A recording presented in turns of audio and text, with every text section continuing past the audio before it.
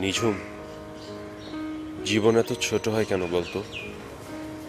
শুরু হতে না হতেই ফুরিয়ে যায়, ম্লান হয়ে যায় প্রভাতের উজ্জ্বল আলো।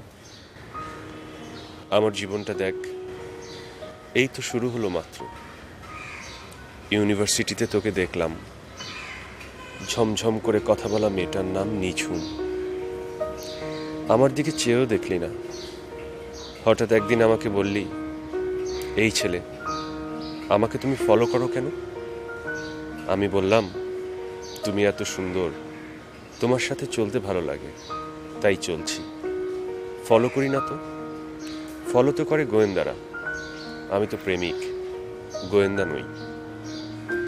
আমার এত কথার বদলে তুই বললি, খবরদার আমাকে ফলো করবে না। ওসব মিষ্টি কথা আমি ভুলি না। আর একদিন যদি আমার আশেপাশে তোমাকে দেখি, থাপ্পড় দিয়ে 32টা দাঁত ফেলে দেব। আমি অবাক হয়ে ভাবলাম, এ কেমন মেয়ে? এর মধ্যে তোর সামনে পড়লো একটা রাস্তার কুকুর। তুই ভয়ে দৌড়ে এসে দু হাতে আমাকে জড়িয়ে ধরলি, চোখ বন্ধ করে বললি, ওই কুকুরটাকে তাড়াও। আমি বললাম, কুকুরটা তোমার ভয়ে চলে গেছে, তুমি আমাকে ছাড়ো। তুই ছাড়লি না, আরো শক্ত করে ধরে থাকলি। কি ছিল সেই স্পর্শে? আমি তোর প্রেমের বাঁধনে বাধা পড়লাম, তুইও পড়লি।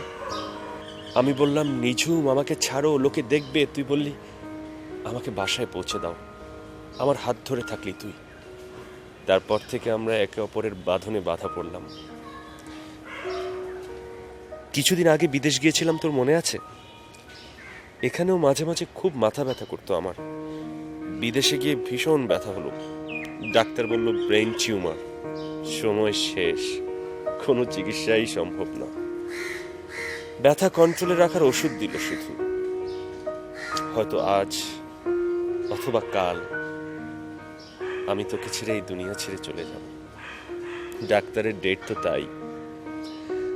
আমার জীবনের থেকে আমি তোকে বেশি ভালোবাসতাম। শুধু তুই আমার প্রথম এবং শেষ প্রেম। তোর জীবনে আমি তাই হতে চেয়েছিলাম।